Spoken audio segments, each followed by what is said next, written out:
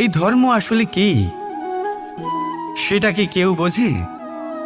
যদি আমি আপনাকে উত্তর দিই, এই উত্তর সরল। ধর্ম হলো তাই যা মানুষকে অন্য মানুষের সাথে, সমস্ত বিশ্ব সংসারের সাথে আনন্দ সহকারে বাঁচতে শেখায়। সেই জন্য আপনি যদি কখনো কোনো ধর্মীয় স্থানে যান, সেই ধর্মীয় স্থানে গিয়ে আপনার শান্তির অনুভূতি হয়, তাই না? কিন্তু দেখুন, ধর্মের জ্ঞান থাকলেই সেই মানুষ ধর্মের পথে চলতে পারবে এমন কোনো কথা নেই। অনেক সময় সম্পর্কে যখন সংঘর্ষ বেড়ে যায়, তখন ইচ্ছের জন্ম হয়, ক্রোধের জন্ম হয়, অহংকারের জন্ম হয়, আর তারপর বিনাশ হয়ে যায় এই ধর্মের।